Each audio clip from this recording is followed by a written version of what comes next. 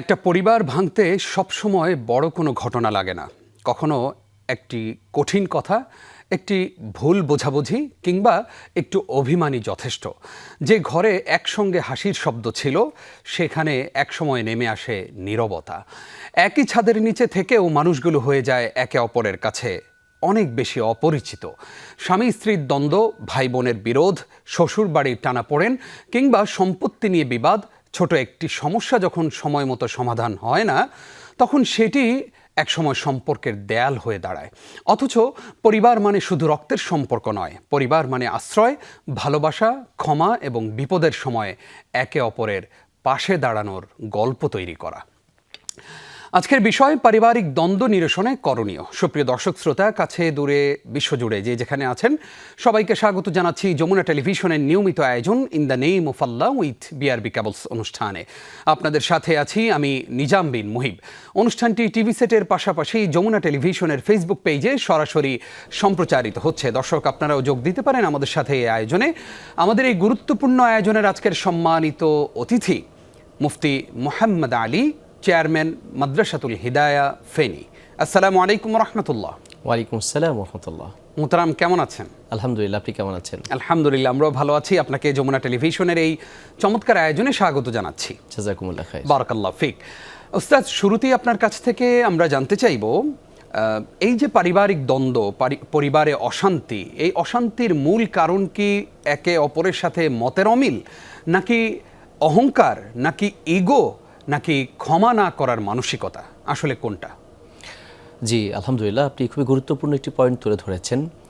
আপনি যে কয়টি পয়েন্ট বলেছেন পারিবারিক দ্বন্দ্বের কারণ হিসেবে, এক কথায় বললে সবগুলো কারণই আসলে পারিবারিক দ্বন্দ্বের কারণ হতে পারে। আমরা যদি ধাপে ধাপে বলি, তাহলে প্রথমত আমি যে কারণটিকে সবচেয়ে বড় কারণ হিসেবে তুলে ধরতে চাই তা হচ্ছে রাগ নিয়ন্ত্রণ করতে না পারা। আমরা দেখেছি অনেক সংসার ভেঙেছে, স্বামী স্ত্রীর মাঝে দূরত্ব বেড়েছে এবং কি ডিভোর্স পর্যন্ত হয়েছে। সবগুলোর মূলে খোঁজ নিলে দেখা যাবে সবচেয়ে বেশি যে কারণ সেটা হচ্ছে অতিরিক্ত রাগ। এজন্যই কিন্তু আজ থেকে 1450 বছর পূর্বে নবী সাল্লাল্লাহু আলাইহি ওয়াসাল্লাম আখিরাতের শান্তির পাশাপাশি দুনিয়ার শান্তির জন্যও তিনি রাগকে কন্ট্রোল করার কথা বলেছেন।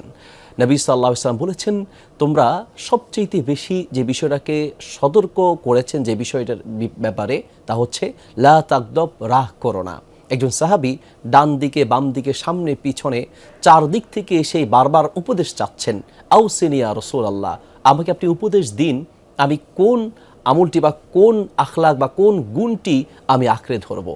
নবী সাল্লাল্লাহু আলাইহি ওয়াসাল্লাম উপদেশ দিতে গিয়ে বারবার একই উপদেশ দিলেন, লা তাগদব, রাগ করো না। সাহাবী যখন ভাবলেন যে রাগ করো না এই উপদেশ, এর চেয়ে তো বড় কোনো উপদেশ থাকতে পারে, রাসূল সাল্লাল্লাহু আলাইহি ওয়াসাল্লাম তখন ওই সাহাবীকে বোঝানোর উদ্দেশ্যে বললেন, ইদাল গাদাব ইয়াজমাউ শাররা কুল্লাহ, যখন তুমি রাগ কন্ট্রোল করতে না শিখবে, তোমার এই রাগ সকল অন্যায়কে একসাথ করে ফেলবে। এজন্য রাগ কন্ট্রোল করার ব্যাপারে ইসলাম খুব গুরুত্ব দিয়েছে। পরিবারে যদি আমরা শান্তি চাই, স্বামী স্ত্রী সন্তান সবাইকে রাগ কন্ট্রোলের ব্যাপারে একটু প্রশিক্ষিত হওয়া প্রয়োজন। এবং এটা একদিনেই চাইলে সম্ভব নয়।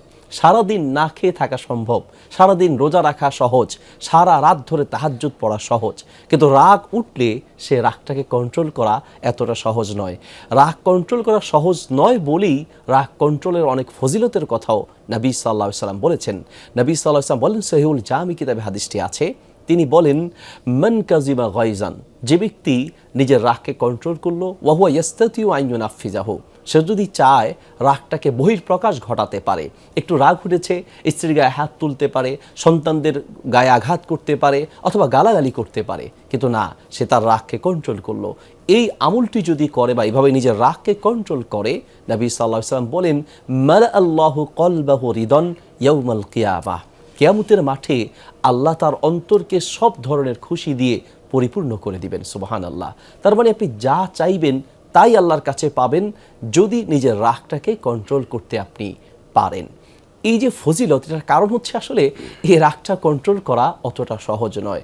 এবং কন্ট্রোল করার ক্ষেত্রেও নবী সাল্লাল্লাহু আলাইহি ওয়াসাল্লাম 3টি পদ্ধতি বলেছেন।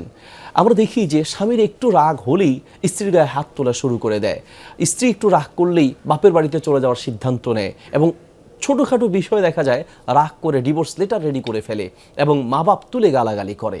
এই জন্য আমাদের এই 3টি পদ্ধতি অবলম্বন করা উচিত। যখনই রাগ উঠবে নিজেরা এই পদ্ধতিগুলো অবলম্বন করব এবং সন্তানদেরকে এই পদ্ধতিগুলো অবলম্বন করার জন্য অভ্যস্ত করব। সেই পদ্ধতিগুলো হচ্ছে, নাম্বার 1, রাগ উঠলেই আউযু বিল্লাহি মিনাশ শাইতানির রাজিম এই দোয়াটি পড়া।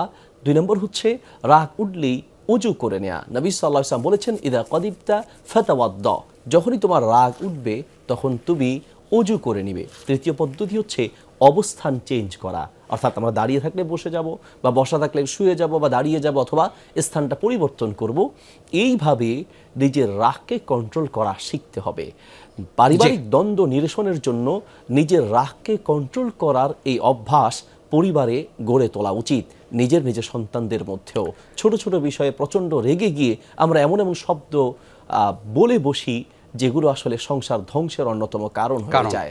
অনেক সময় ডিভোর্সের মাসালা নিয়ে আমাদের কাছে আসে, আমরা মানে এমন শব্দ উচ্চারণ করে, রাগ করে এমন বাক্য উচ্চারণ করে, সে কিন্তু আসলে চায়নি যে তার সংসারটা ভেঙে যাক, কিন্তু রাগ করে সে ডিভোর্স হওয়ার মতো কথা বলে ফেলে।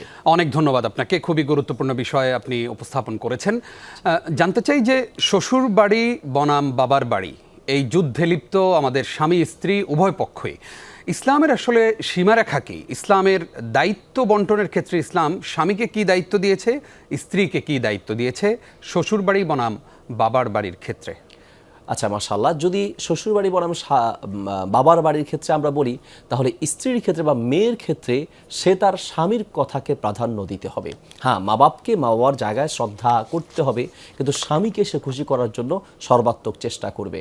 সে যদি মা বাবাকে প্রাধান্য দিতে চায়, অনেক সময় এমন হয় সংসারে দ্বন্দ্বের একটা অন্যতম কারণ হয় মায়ের কুবুদ্ধি বলতে পারি আমরা। সব মা তো একরকম নয়, কিছু মা এমন আছেন, অনেক বাবা বা অনেক সময় মা বাবার বাড়ির কুবুদ্ধির কারণে বা তৃতীয় পক্ষের অনেক কথার কারণেও সংসারে দ্বন্দ্ব হয়।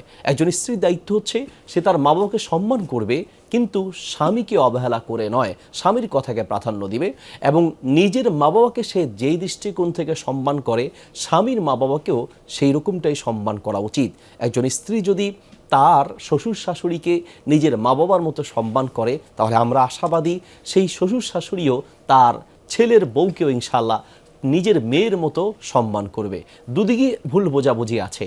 আমরা মা বাবা যারা আছি, মানে শ্বশুর শাশুড়ি যারা আছি, তারা নিজের মেয়েকে সকাল 10টায় ঘুম থেকে উঠে, অথচ ফজরের নামাজ তো দূরের কথা, সকাল 7টা-8টা পর্যন্ত ডেকে দেয় না। আর এদিকে নিজের ছেলের বউয়ের ক্ষেত্রে আসলে তাহাজ্জুদের নামাজের সময় উঠিয়ে দিয়ে বলে যে তাহাজ্জুদ পড়ো, অনেক সওয়াব আছে। অর্থাৎ মূল উদ্দেশ্য তাহাজ্জুদ নয়, তাহাজ্জুদের নামাজ পড়ে নাস্তা তৈরি করো। তাহলে দেখা যায় যে নিজের মেয়ের ব্যাপারে আপনি যেই ইহসান বা যেই ভালোবাসা দেখিয়েছেন, নিজের ছেলের বউয়ের প্রতি আপনি সেই ভালোবাসা দেখাননি। তাহলে আপনি কি করে আশা করেন ছেলের বউ আপনাকে মা বাবার মতো সম্মান করবে? জি।